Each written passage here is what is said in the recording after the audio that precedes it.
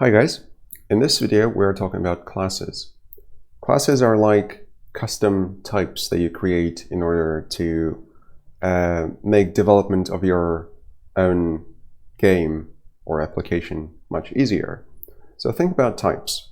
So far we've talked about ints, we've talked about doubles, we've talked about strings, which are very useful in themselves, but if you wanted to create something more specific, then you would need to create classes. And that's what we're going to do in this video. So in order to create class, you would say class, and then the name of the class. How about we create a player who has health, and we can damage the player, and we can also heal the player. And these are going to be functions that we covered previously. So there are several ways you can create classes in C++. I'm going to go with the easiest approach, not necessarily the recommended approach, but it is definitely simpler to cover. And it's also somewhat similar to how Java would create classes, as in one file. And I know you've covered Java classes in year 1, so that should help. And just like that, we already have a class player. But in order to make it more meaningful or useful, let's add some stuff. We're going to add 2 modifiers, private and public. Now, if you come from Java, then this will be a bit awkward, because in Java you create a specific modifier for each variable and for each function. Whereas in C++ you just say, well, everything below this line is going to be private, everything below this line is going to be public. So it's kind of, slightly different, but you'll get used to it. Now let's create a private variable. Let's go with integer health. And this variable is going to store the health of our player. Let's set it to 30 initially. There are various ways you can initialize variables in classes, but we're going to go with the simplest approach and hardcode our values. So this is a private variable, and if it's a private variable, that means we can't really do much with it unless we provide some functions which are public that do something with that variable. The easiest one is probably get health, and that is going to return the health variable itself. Just a quick recap from previous video on functions. You have the type, which is the return type of the function. You have the name of the function, parentheses, and then the body of the function, enclosed between the curly braces. And the function does only one thing in this point. In this case, it returns the health of our player. Let's add 2 more functions. One is deal damage, and the other is heal, actually. How about perhaps take damage, if you're looking from the player's perspective, rather than deal damage. So take damage. And we're going to pass something in here. It's going to be the amount. Void means we're not returning anything from this function, and this means we're taking exactly one parameter, which is of type int, which means we're going to pass one value of type int in order to do something, in order to be able to call this function. And taking damage essentially means reducing hit points, right? Reducing health. So we're going to do that.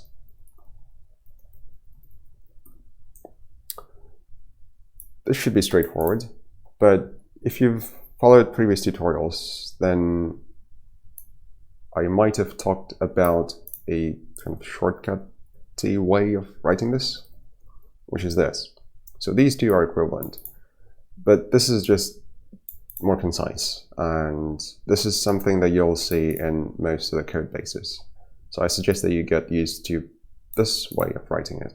Similarly, you could have said like this, which essentially means take this variable and then add this thing to it. So we're going to keep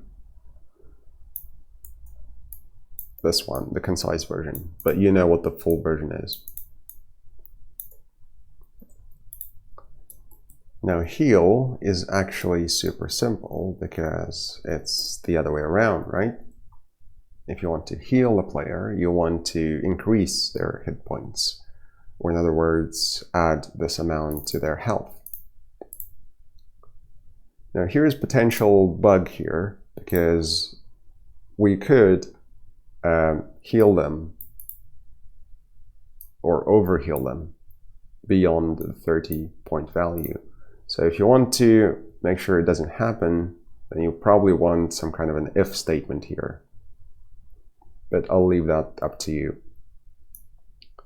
Let's get rid of those things. And let's do something with our player. Now, in order to create an instance of that, we can just do this. There's no need to do that, like in Java. So if you didn't know, this looks exactly like Java, right? But it's a slightly different case for when you want to use that. For now, let's take things one step at a time. So let's create our instance of the player. A class is like a template. An instance is a single example of that template, which means I can have player 1 and I can have player 2. Now these two things are two separate, distinct, different things. As in, if you change one, you are not going to change the other. However, if you change the class, you will change both P1 and P2 because they both stem from the same template, right? Let's get rid of P2 and do something with P1. For example, at the start, I simply want to get health. Now you'll notice that in order to call a function, you don't just say get health, because, you know, the program doesn't know which object we're calling get health on. It doesn't have this information. It can't just infer that we wanted health of this thing, because, you know, we could have had P2 as well, in which case that doesn't make sense to just call a function without the object on which to invoke it. Therefore, we need to add this thing on the left, saying it's a function that belongs to this specific object. And it is that specific object that I want the health of. Let's run and see what's going to happen. Well, it prints 30, which is good. That means this function worked. It returned the health of this player object. And by default, it's 30, so it's all good. Now, let's damage our player. P1, take damage, and from that, you can deduce that it's an int value that we need to pass in. Let's pass in 10. So we're going to deal 10 damage to our player. And then let's do this again. So we're going to print health. It's now 20. It was 30. We dealt damage, therefore the player took damage, and its health is now at 20. Finally, let's call our remaining function, which is heal. Let's do 15, and you'll see where the bug is with overhealing.